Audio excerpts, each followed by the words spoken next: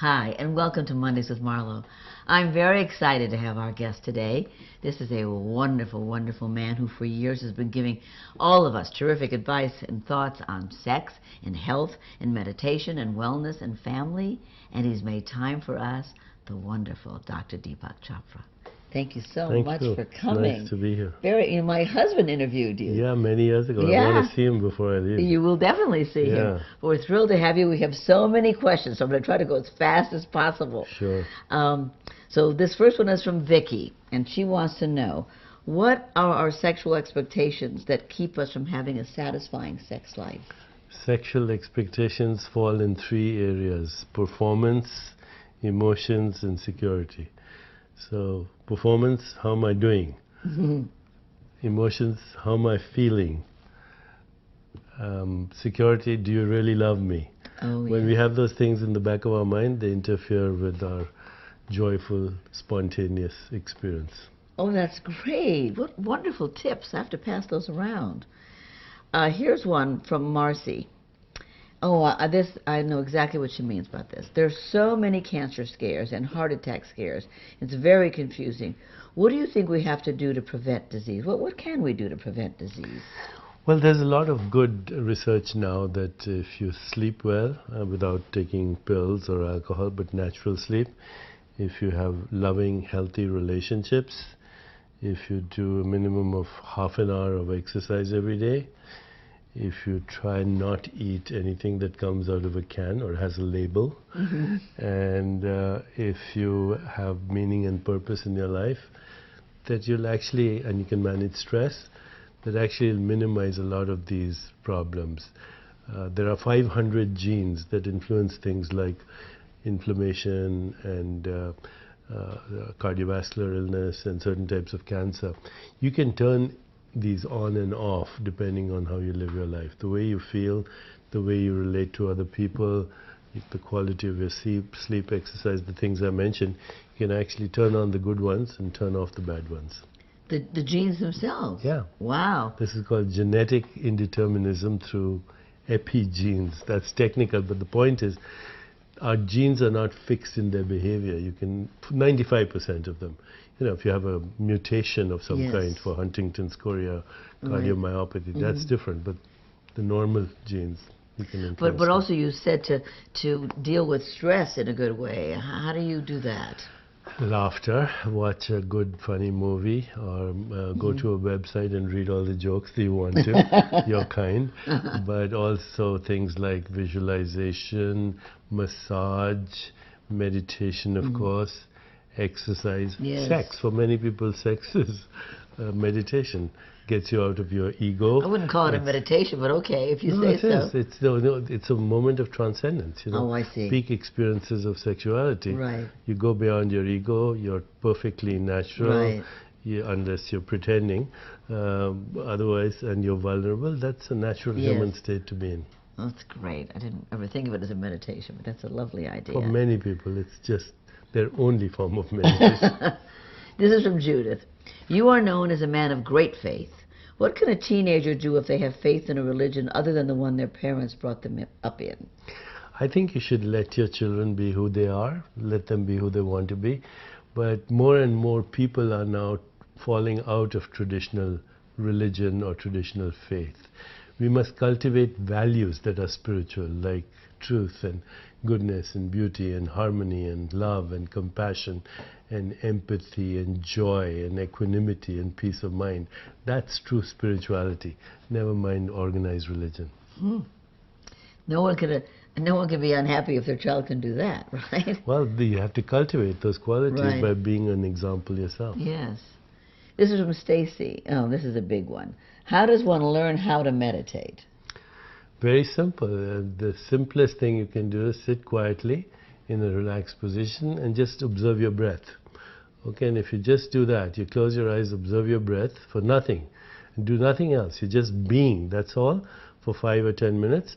Then evoke the feeling of love by thinking of a loving experience. Evoke the feeling of compassion by thinking of someone who needs help.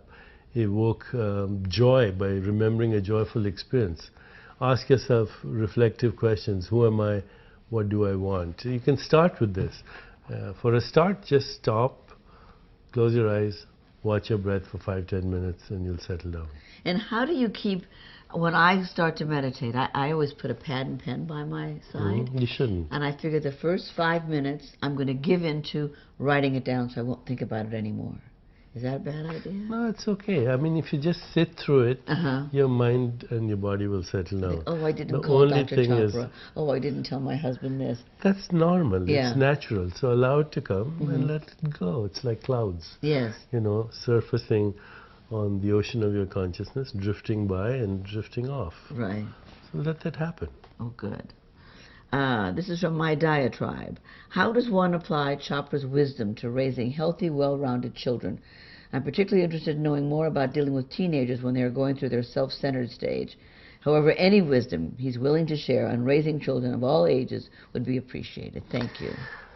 You know, teenagers reflect what's actually happened to them in the first 3-4 years of life.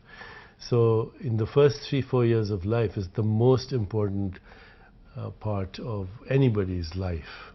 It's when children's neurons mirror the neurons of what's happening around them. And the best thing you can do is not be melodramatic yourself, and not be manipulative, and not be stressed. Give your children the 3 A's: attention, affection, appreciation. Attention is listening to them without judgment. Appreciation, noticing the good things in them. And finally, affection, really genuine, authentic caring. Inspire them by telling great stories. If you do this in the first 3 years of life, then when they get to the teenage years, they won't have the turbulence. Now, it's normal to have turbulence. You know, our brain is going through many shifts. Our hormones are going through many shifts. Right. So expect the turbulence. We were all teenagers, and everybody goes through it. Very few people get stuck at that age, you know, other than some politicians. Yes, I'll say. This is from WMIM. Isn't war and violence built into human nature? Actually, violence is part of our evolution, because we have a brainstem, a reptilian brain, that responds to physical or psychological threat by either fighting or running. And that's 300 million years of evolution. But now we have a cortical brain which can override that brain. And this is the brain which engages in self-reflection, that has intuition, insight, inspiration, a higher calling.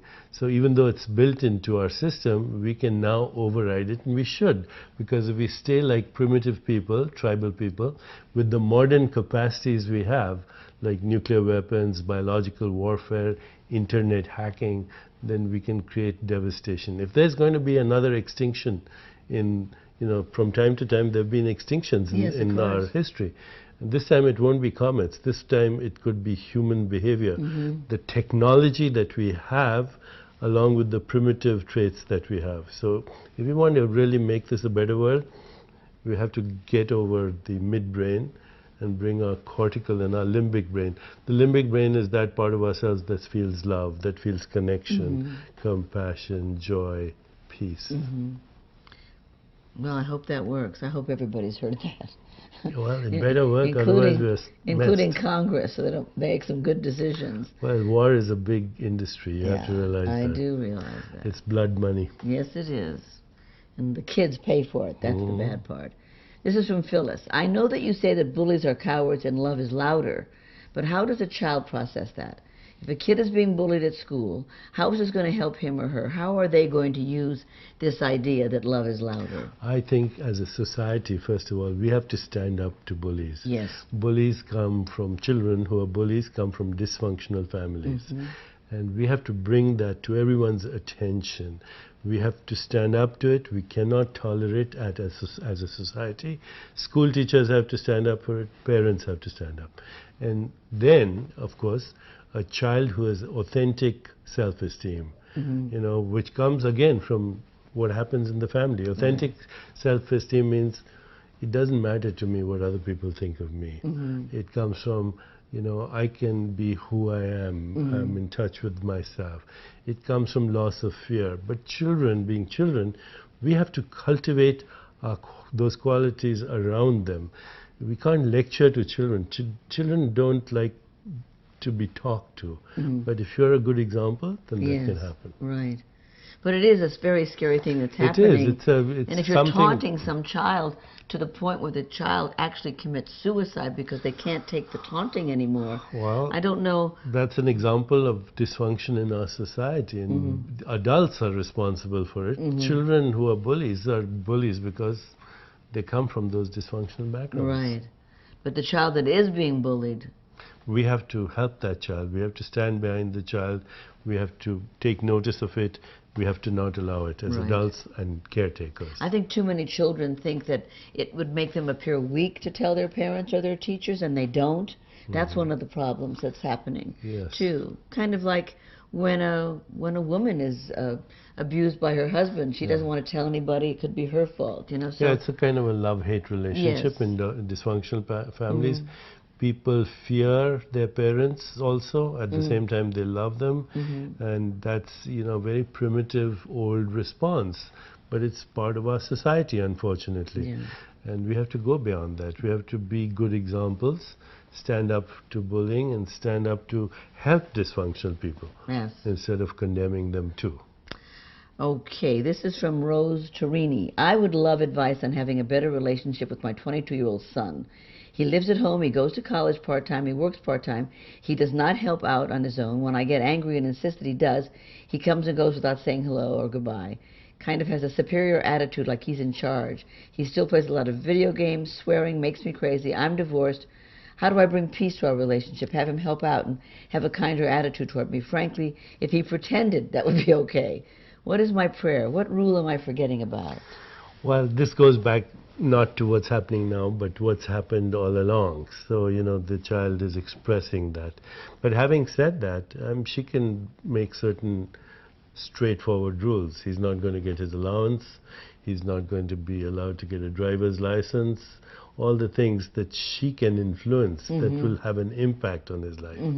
On the other hand, if she's very angry all the time at him, then it's only going to increase the resentment. I think she should ask herself first the following questions. What am I observing? What am I feeling? What in me is happening that it's not fulfilling some kind of emotional need? And how do I request him to, in a healthy, non-confrontational manner, to fulfill that need? But at the same time, ask him, what are you observing? What are you feeling? What do you need? And how can I help you fulfill that need? I think that kind of non-violent communication is a start. But, children, teenagers, especially as she describes him, he seems to be an advanced case and might need to see a counselor. Yeah, I'm afraid so. This is live from Nikki. She's right there. She says, hi, it's my birthday tomorrow, and I want this year to be the best. However, I need some sort of inner peace to escape constant drama and overreacting like Sybil at the switch. How do I do that? Anytime you are in that situation, just stop.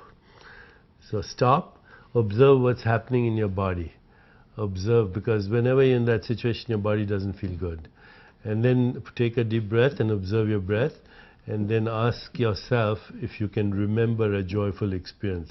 If you just start with that process, instead of immediately reacting, observe your reaction to react, and then don't react. Now, it's easier said than done, but if you practice this on a regular basis, you'll shut off this part of your brain that is so automatic. It's the midbrain again. That is great advice. That really is. Instead of reacting, watch your reaction to react. I started projecting that into my life when I got married.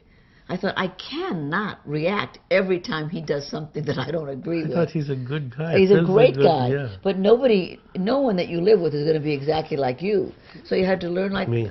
I had to learn that just let it be. And it really, and then it's so unimportant. Yes. This is from Meg, and she's right in there. How does living in the present moment contribute to agelessness? Well, when we metabolize time, just like we metabolize food. So if you are telling yourself, I'm running out of time, I have 10 deadlines, then your perception of time running out, it speeds up your biological clock.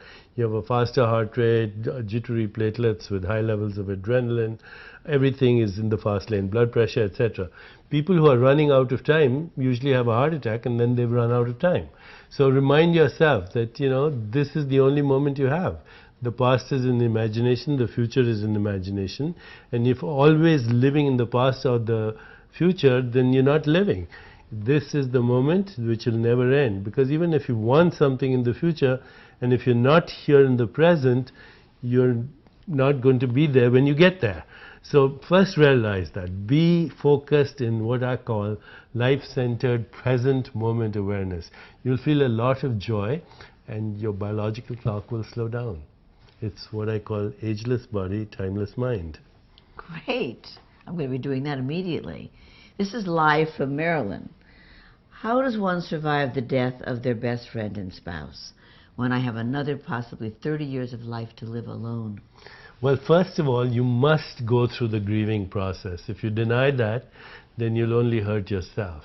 And if you go through the grieving process, if you remember the good times you had with your friend, if you remember all the joy you got out of it, and you grieve at the same time, and you feel your body at the same time, then within 6 months it will start to dissipate, and within 1 year you'll be back to your baseline status. We know this from psychological studies. So go through it. Yes, there is no other way. Yeah, and you'll survive. Yeah, you will survive. This is live from Melanie. She says, I was diagnosed with breast cancer, stage 1, last year. I was heartbroken and devastated. I received a lot of mixed advice about what treatment to take. I ended up doing radiation, and now I take pills. But people say I can prevent a reoccurrence with diet. Do you know any resources for me? Help. Here's one resource that I work with. It's called thevisualmd.com. The Visual MD, and they've got lots of very up-to-date information. I work with them as well.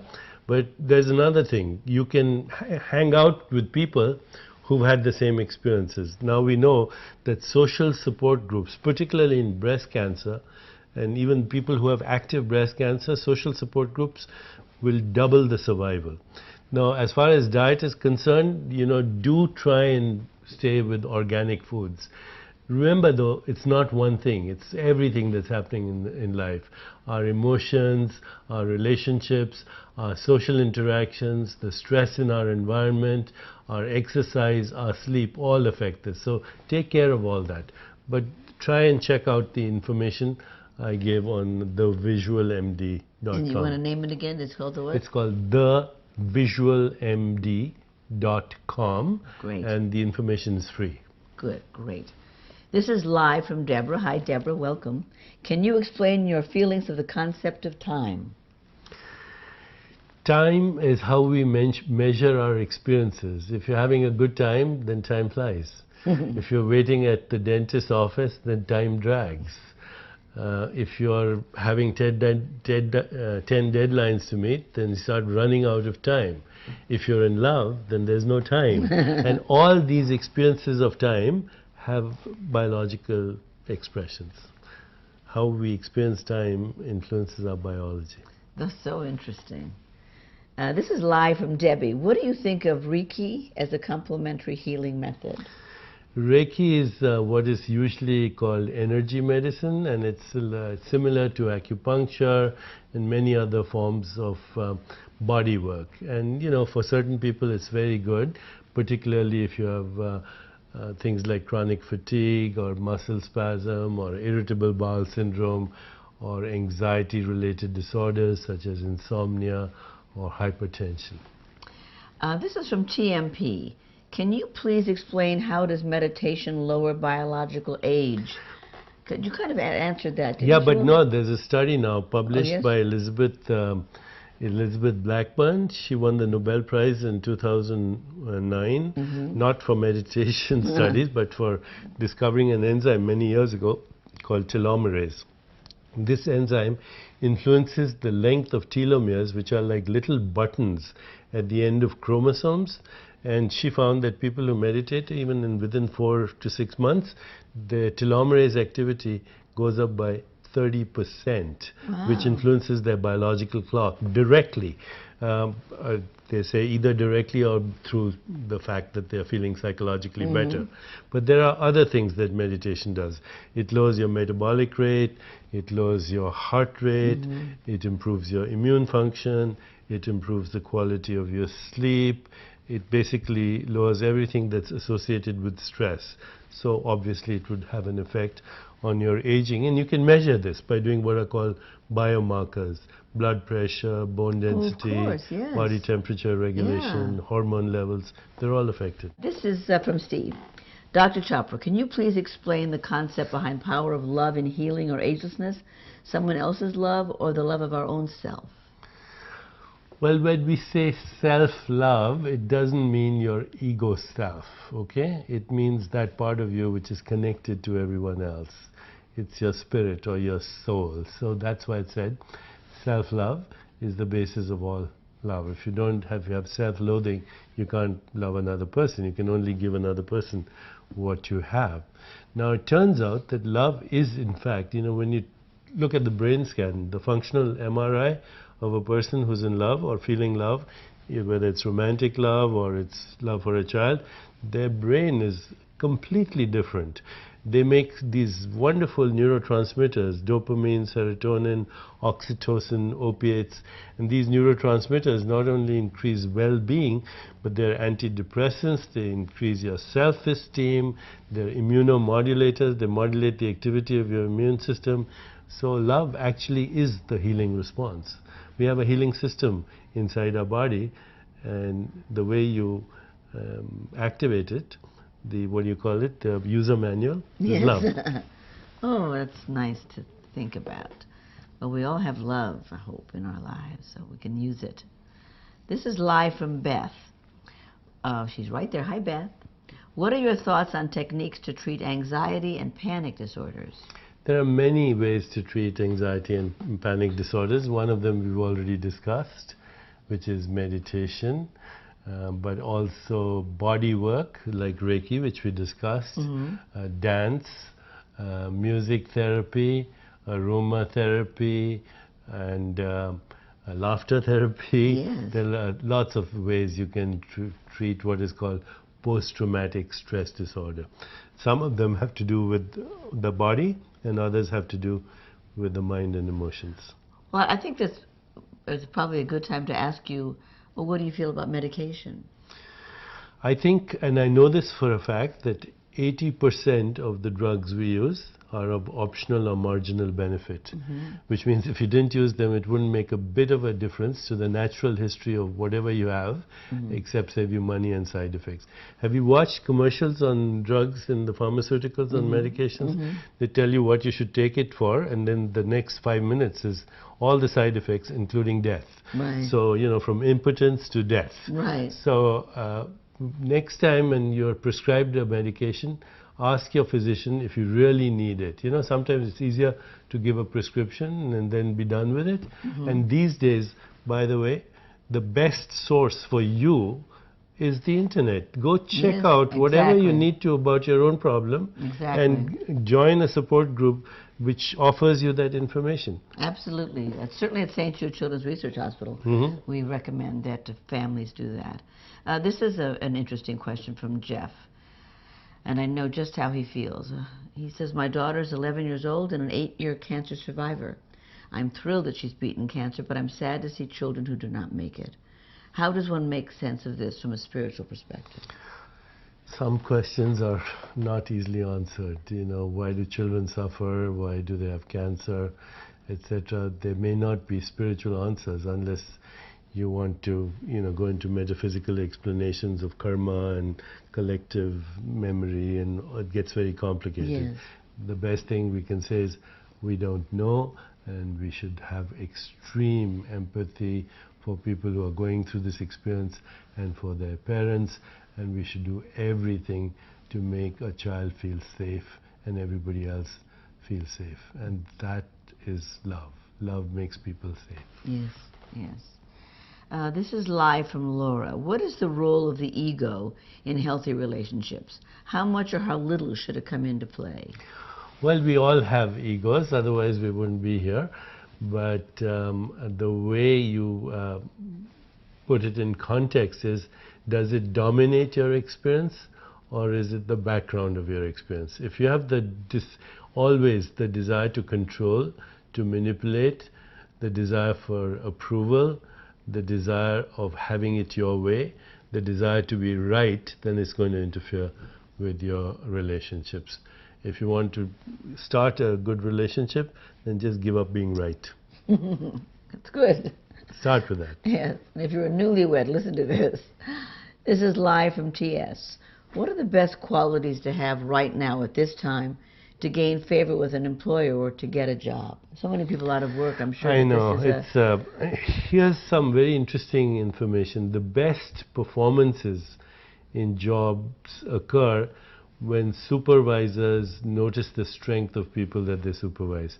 If your supervisor, for example, ignores you, your disengagement goes up by 45% and you fall sick. If your supervisor, instead of ignoring you, criticizes you, you actually get better, 20% instead of 40%, because you would rather be criticized than ignored. Right. When you're ignored, you don't exist. Right. If your supervisor notices a single strength that you have, then rate of disengagement goes less than 1%, and that affects our health.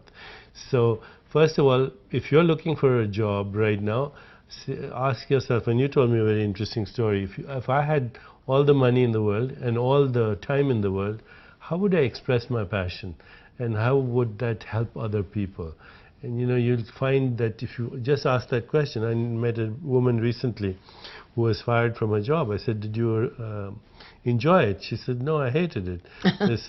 But now she's unemployed. So I said, what do you really like to do? She said, I like to cook. I'm a good chef. I said, why don't you announce right here in New York City that you're available to do meals for people when they have guests, or they don't want to cook at home. And she started with that way, and she cooks great Chinese, Italian, Indian food. She's so busy right now, she's had to employ 5 people to help her out. She found and her she has passion. A thriving, yeah, she found her passion. Business. That's wonderful. This is from Michael. In what ways is sex good for your physical health? Well, first of all, sex is a biological imperative in all animals. It's part of our biology. But in humans, of course, it has taken on new dimensions, because our music, our art, our storytelling, our soap operas, our movies, they're all influenced by this very basic biological imperative. So sex gives joy to people, and joy has its own biology. It's as simple as that. Yes. And when we suppress that impulse, then you see all the deviant behavior in society. That comes from suppression. It comes from repression. And also, intimacy with another person is so healthy. Intimacy, of course, is the most important thing. And trust. And yes. Yeah. This is from Betsy. We have a lot of sex questions today. How important is sex to happiness, and would you dare say how often people should have sex? Well, I can say what the average is, and then you can decide what you want to. The average demographic of sexual activity is about 3 to 4 times a week. Now, I think if you're having sex in an intimate relationship, then the more the better. Okay, get busy there. This is from Nina. My father's recovering from... But there is such a thing as sex addiction, which is, Yes. completely compulsive sexual behavior without any meaningful intimacy or relationship, which is actually damaging. Right. Yes, we've seen that, or hurting other people. This is live from Nina. My father's recovering from a stroke and is very angry. How can I help him regain a sense of balance and hope? Yeah, he's probably angry as what has happened to him, but now, these days we have amazing rehab and physical rehab therapies that actually improve the recovery much faster in things like stroke. But play music to him, especially the music that he may have enjoyed in the past. Talk to him about stories of the past that will bring him happy memories. And try things like massage and so on. And when he's angry, don't react. stay calm, because if you react, then he'll get more angry. Yeah, they'll escalate. Yes, and a lot of people who have strokes, isn't that part of having a stroke, that there's a great frustration and anger that comes It does, from and it? for not being able to speak, Right. not being able to move. By the way, there's also information that people who have hostility, that's not anger, but hostility. See, anger is you get angry and you're done with it. Yeah. Hostility is when you have a desire for retribution, Right. you want to get even, you hold resentments. That's a risk factor for stroke or for cardiovascular Oh, really? accidents, yeah, as much as smoking is. Oh, my. This is from Karen, and she's live. Hi, Karen. With all the stress of today's economy and money worries, how can you actually make yourself relax and de-stress? Because it is the stress of society that has created the economy we have and all the problems we have. So instead of trying to fix the flux, fix yourself. If you don't fix yourself, you'll only get more drawn into the stress that is happening. If you're centered, if you're caring, if you are engaged in good relationships, that'll be easier, make it easier for you to deal with the woes that we're experiencing as our economy has plummeted. But remember, this is temporary. It's not going to last forever. Nothing lasts forever. That's for sure. This is from BR. I want more sex in my life, but I'm not in a relationship. Society frowns down on a woman sleeping around, but I really like sex and I want it all the time. Well, you'll have to find that right relationship, because sex without a meaningful relationship is not going to make you happy anyway.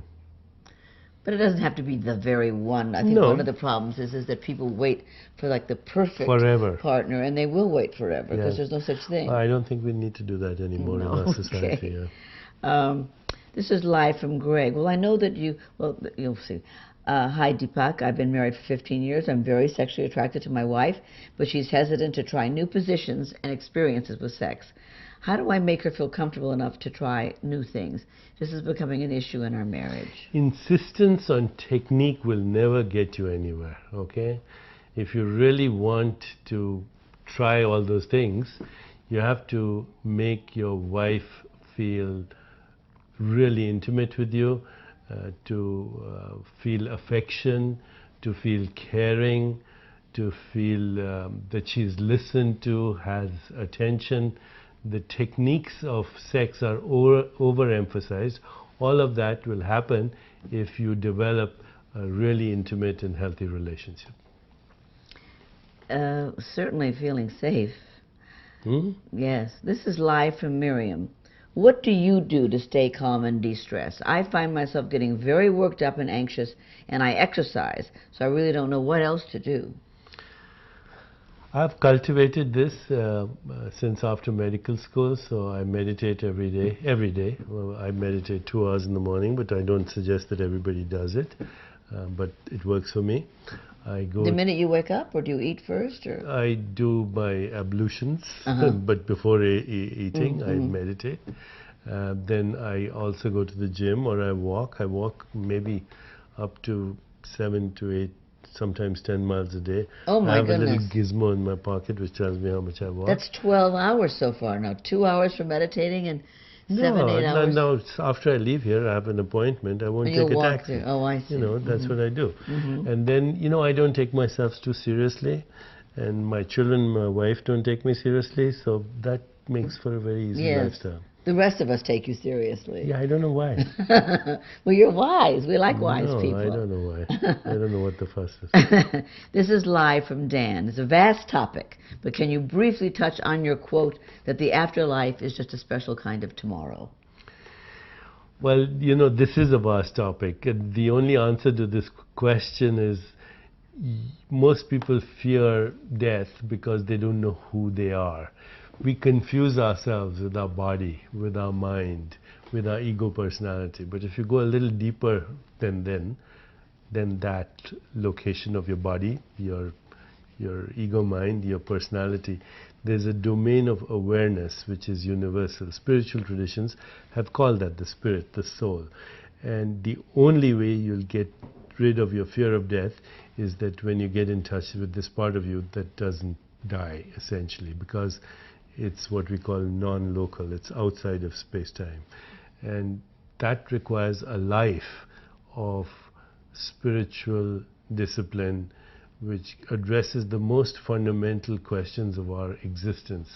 Who am I? What do I want? What's the meaning and purpose of my life? What are meaningful relationships to me? In the Eastern traditions say 4 things: being, feeling, understanding, and doing. Being means getting in touch with your spirit.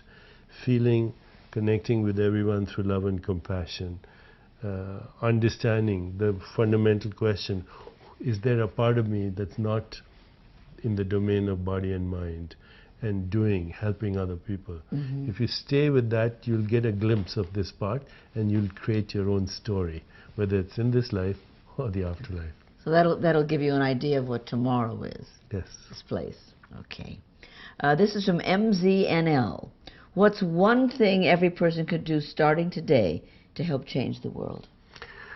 It's a great question. Mahatma Gandhi said that can you be the change that you want to see in the world? That's the only way the world will change, because the world is an expression of our collective consciousness. The one thing that you can do, ask yourself, how can I help? That's great. This is live from Sue. Could you talk about finding love again when you are 55 after a great marriage? Oh, by the way, he left me. Yeah, there are many pebbles on the seashore, for sure. So if he left you, that has to do with his own situation and his own problems, his own whole issues. Instead of looking for the right person, if you become the right person, then somebody will show up. Ask yourself, what kind of person do I want to meet? And then become that person. This is live from Hope. I have a very stressful work environment with an incredibly demanding job, and it's starting to affect my health with headaches and stomach problems. What would you suggest to help me find balance? Get another job. Yes. No? Yeah. That's a hard thing to do. That's a hard thing these days to do. Yes. Then, talk to the people in your job situation.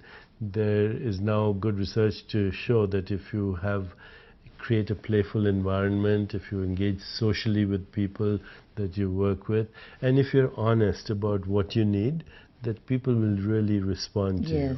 But be honest in those 4 questions. What do I observe? What do I feel? What do I need? How do I request this need? Right.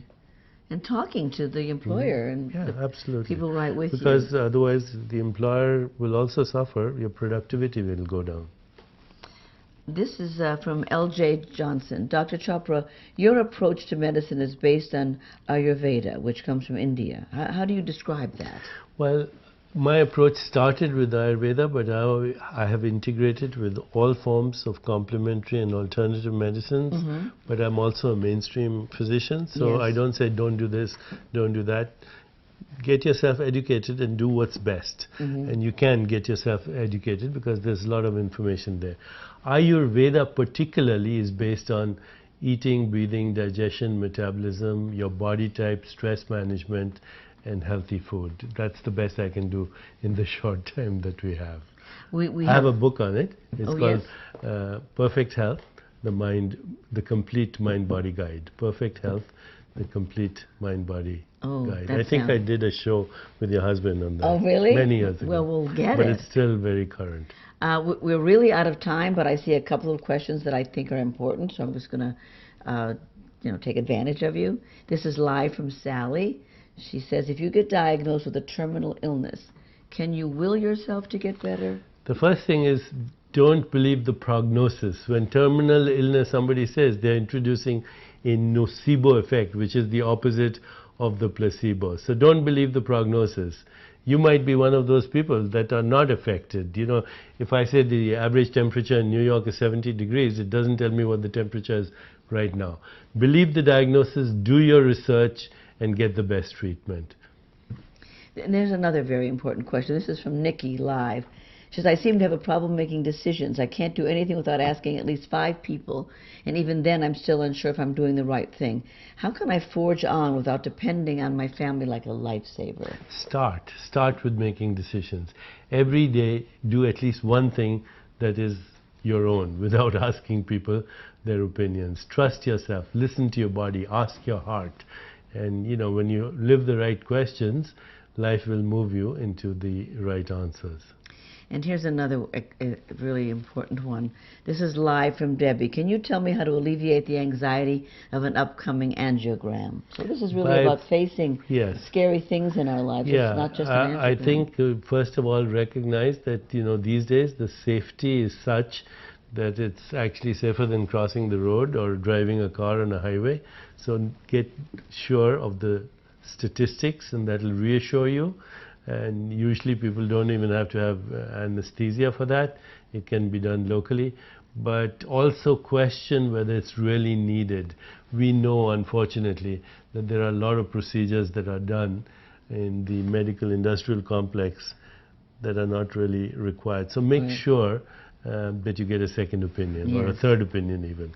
We have so many children that come from St. Jude with death sentences. In fact, I've met parents who've told me that that they were planning their children's funeral. They'd already picked the music. So you have to keep thinking forward and researching it. Go on the web, find out who else has information. There's just so many ways in which we can help ourselves. That's a terrible word, by the way, death sentence. Yes. That is really a word that should be banished from our vocabulary. You know, statistics don't tell us anything about the individual patient. You know, as I said, we know the average temperature in New York. We don't know what it's today. Or we know somebody's income in New York. The average income of a person in New York doesn't tell me what you make. You know, every person is unique. Exactly. Well, we are out of time. I tried to get as many as possible. It was just amazing. We love you. We can't wait. Everyone can see this. If you didn't have time today, you can see it in little pieces throughout AOL and Huffington Post for forever. It's up there on the web.